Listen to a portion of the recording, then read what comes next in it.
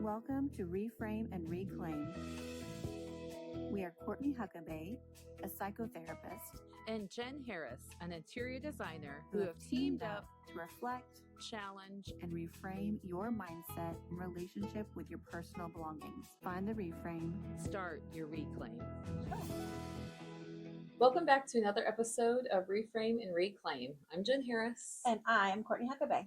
And today we're discussing a topic that I think a lot of people can relate to, especially for those of us who like to buy in bulk, right? Yes. And it's supposed to save us money. You know, we're told if you buy this, you get a discounted, cost on the goods. But is buying in bulk really saving us money, or is it costing us our peace of mind and how much extra items we're bringing into our home? Well, I know there's a lot of people who say if you buy in bulk, you save more per unit or per item, which is great. But I also know when I buy in bulk, sometimes I don't get to use all those things before they expire. So maybe there's some things we could buy in bulk that's better than others, but I know you found some research. Yes, I have, which I will get to shortly. But do you buy in bulk? I do. So how has that worked out for you? Do you feel like you get through all your items? Does it cause more stress? What is your general feeling around bulk shopping? We do a lot of bulk paper goods. So we buy bulk paper towels, we buy bulk toilet paper, we buy bulk food items that I know my kid will eat, easily or a lot of.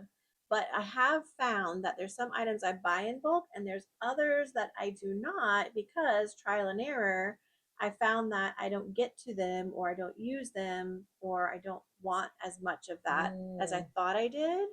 So it's kind of a learning process. Do you remember any of those items that you used to buy in bulk that you're like, no, I really don't need bulk of this? I still have it.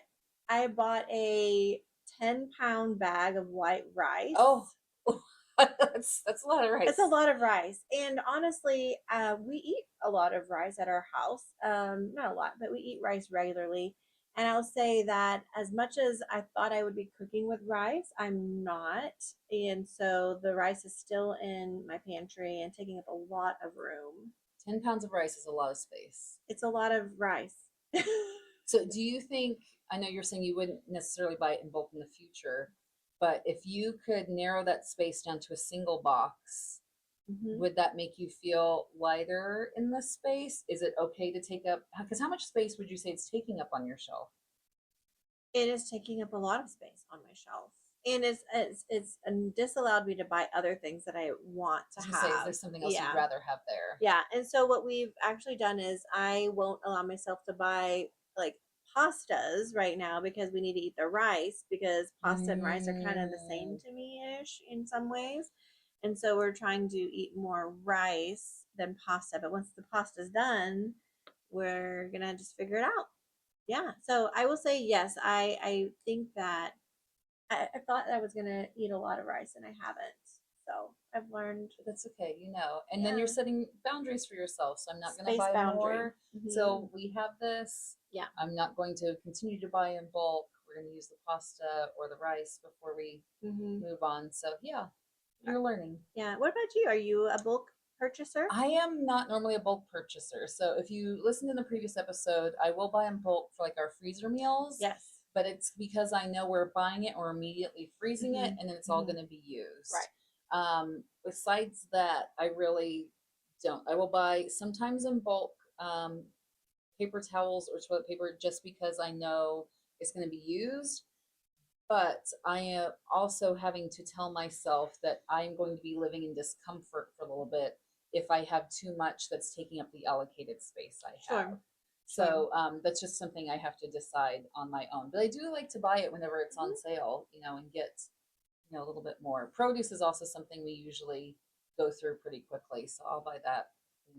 Usually just double packs, Yeah. Double up. But I will say one place, and part of this might be the PTSD of going to Maine every summer, where so whenever we go to visit my brother and his family, my brother loves Costco. Like we joke, like he's gonna have a Costco birthday party one day because he loves the Costco, and so he loves to buy. He's like, well, we're gonna eat it. We're gonna take. So he will go overboard and buy a ton of food.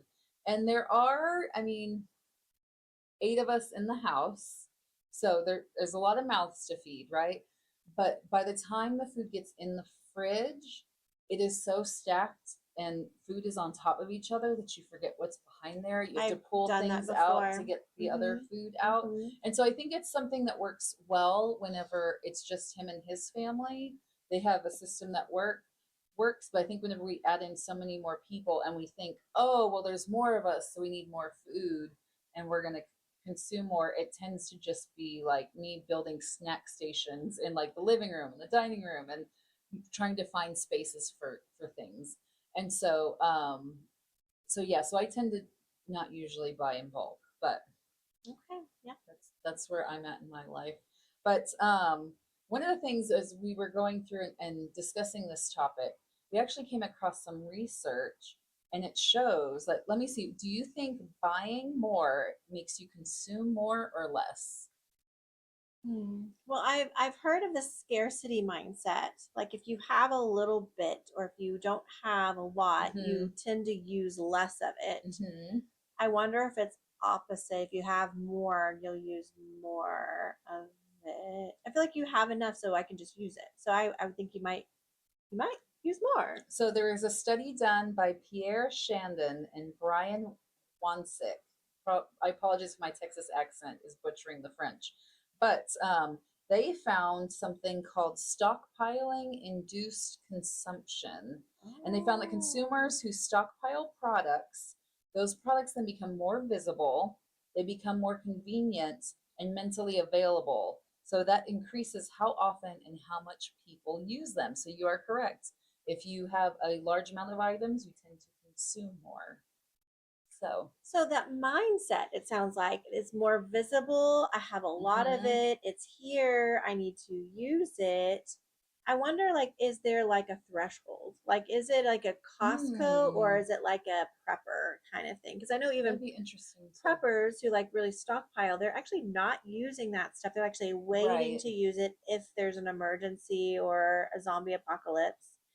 But those who have more, I mean, I'm just thinking of my house. Like, do we use more paper towels or do we Hmm. use more toilet paper if we have more that More. I can see? Well, their research said that convenience plays a huge role. So easy to grab items like snacks, drinks, paper goods, and household products are used more quickly when stockpiled. And that simply seeing excess inventory increases psychological permission to use more, which goes back to that stockpiling induced consumption. And then larger package sizes and backup supplies reduce the feeling of scarcity, which lowers self monitoring and portion awareness. So this is not just use of items, but this is actual consumption of Yes. items too. So if I have a whole lot of strawberries in my fridge, I can eat a whole lot because Mm-hmm. there's a whole lot left. Yes. So it says this is why people will pour larger bowls of cereal out of bigger boxes. It also says why people snack more when they buy warehouse size bags. They use more paper towels when rolls are abundant, or they forget they already own something and so they buy more duplicates because they forgot they had it already. How interesting. So is buying in bulk good for us? No. Well, and I will say, like, maybe if you're running a company or have a huge family and you need, the bulk sizes and you're going to Mm-hmm. use that, maybe more product for more people is one thing, but maybe we should be going to the store more and saving our space more, and maybe that'll save our finances too. For sure. I I mean, if think that it could. so, it really depends on, again, it's like how our book is tailor made to you and how you use the space, what systems work for you. So this really depends on your behaviors with the food Hmm. and what you do with it. So if you are buying in bulk and you are using the items and you're not buying duplicates and you actually are gaining a savings from it, then it is a benefit to you. Hmm. If you are buying in bulk and either consuming more, so then you're having to buy more, so you're really not saving, Right. or if you're not using the product and it expires, or if it's a very large item that's taking up a lot of space in your home and causing you stress, or if it's making you have to stack your food in a way where, again, you can't find it, causes stress, it expires, then it may not be as beneficial.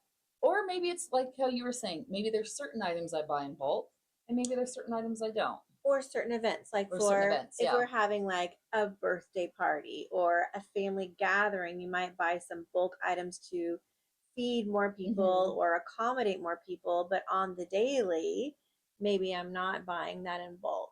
Let me ask you this, because you do host a lot. I love hosting. Yes, and you do buy in bulk. Me So too. if you, in your experience of hosting, do you normally go through the food that you have bought in bulk? Do you usually have a lot of leftovers? What has your experience been? So I am a person that grew up with a mother who was so good at cooking and providing food that I've learned that to be a good host, you have to make sure everyone is well fed. So I will say I probably buy in bulk and buy like multiple things in bulk when I have an event. So like pizzas. Just had a birthday party for my kid recently in the last couple months. I bought 6 pizzas. We ate 3. So I have leftovers, but we also will eat those pizzas later. Or, I bought 2 cartons of the largest strawberries and 2 cartons of the green grapes and 2 cartons of, the cutie oranges because we have a 5-year-old and a lot of kids coming over. We ate 1 carton for the party and then we will still eat the rest. So I feel like I'm probably eating a lot more fruit when I have those accommodating things, but or you cut them up and save them in the freezer. And yes, because if they go bad, then you need to cut them up and put them in smoothies. So I don't know. I'm actually thinking through this. A lot of good reflection here of like what I need to buy in bulk and what I don't, because I can't say we will always eat more of that or use more of that when we buy it, but I will always have extra left over just in case. And then we'll have convenient, snack foods or whatever. Right. So it's not bad, I would say. It's not bad, but I don't think I'm eating it all. No. And you're also blessed with having multiple fridges. So you have space to store the bulk items. So yes, my husband loves refrigerators and lights and tools. Is that his love language? Refrigerators, lights, and tools. Yes, I have a story to tell you later. I have a story to tell you. Yes, so we do have multiple fridges for snacks and drinks and hosting. So I think it's trying to find the balance, right, between preparedness and then the balance of peace in our home. So like we said earlier, for me, it was really trying to, the reframe for me was switching from like this almost victim mentality of like, oh, this stuff is invading my space and what do I do? To no, I chose to bring these items into my home. So therefore now I have to find a place for them and make it function. So if I choose to buy in bulk, I am also choosing to either temporarily live in that chaos, or I'm choosing to designate more space to bulk items that I will use and create a backstock. So for me, that was a really big shift to say, no, I am in control and I am choosing to live this way or that way. Again, no wrong answers. With multiple fridges. With multiple fridges, that's right. Our family has chosen to live with multiple fridges to accommodate all of the frozen, a lot of it's frozen items or drinks, and I don't drink soda, but we have soda in our fridge if someone needs soda when they come over. My kid likes some juices and those things. I like a certain drink that helps me get through the day. So, yeah. So I know we touched on like the prepper mentality. So did you, or how do you help clients or work with people if they say, you know what, I have to prepare, I need this in bulk? How do you find that balance? I will say there's some families that I work with that are like me and mine, where we need to be prepared to host and have for others. But I do know there are some people who kind of cross that line to, emergency preparedness and kind of the catastrophic thinking. And we really have to work on, how much is enough. And it really does take just a little bit of that mindset of, will this be enough? And how likely are these, catastrophes to happen? And how much would you need to feel comfortable and safe and all of those things? So I don't have an exact answer because I think it is very individualistic, like our book. Like, how much space do you have? How many people in your family do you have? How much food are you Mhm. cooking at home, or how much, paper towels are you needing. It's all very individualized. However, this has given me a little bit of food for thought, and maybe some discussions I can have with my husband about how we use our refrigerators, how we stockpile our, spaces for dried food or Mhm. paper goods and things. But I think it's something for me to maybe do some reflection and see how I'm using those items. So do you normally, like your paper towels, do you have a designated spot where it all fits, or do you have like a small sampling of paper towels and then you keep the back stock somewhere else? We have a paper towel roll in our kitchen. We have some paper towel rolls under the bathrooms, if we're ever doing some like cleaning and things. And then all of the rest is in our garage on a shelf. Okay. Yeah. So only what we use is like where it needs to be, and everything else is to be found in the garage where we do a lot of storage of things. So if you buy in bulk and your Mhm. pantry's full or whatever, where does your excess go? Where is your back stock area? Is it all in the garage? We do not have an excess Okay, area okay. anymore. Oh, anymore. Yeah, we So had you a mouse reframed and problem. reclaimed it. Oh, yeah. Yeah, that'll happen. Yeah. But you've learned and Yeah, we've decided only food in the house now. yeah, that makes it. But like paper goods and stuff like that, that excess is Bottled waters, if we okay. have that, vinegar, distilled water, because we do a lot of cleaning and steaming of things. So we have to use distilled water for some of that. Paper towels, those go in the garage. So it's more like um, things that are not consumable. Okay. Mhm. Makes sense. Yeah. It's a system that works. Yes. All right. Well, I think we've given everybody a lot of food for thought today. Again, there's no wrong answer whether you buy in bulk or you don't. Just trying to be thoughtful and mindful of if you will use it all, if you'll forget what's there.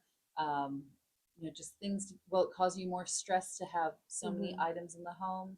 So Does it yeah, serve you or does it yeah. stress you? Ooh, I like that. Mm. Put that on a shirt too. Just full of them. Anyways, and we hope you've enjoyed this episode. If you know someone that buys in bulk and suffers from expired food or, the consumables or even the extra paper towels taking over, share this episode, give them some food for thought, like and subscribe, and we will see you next time.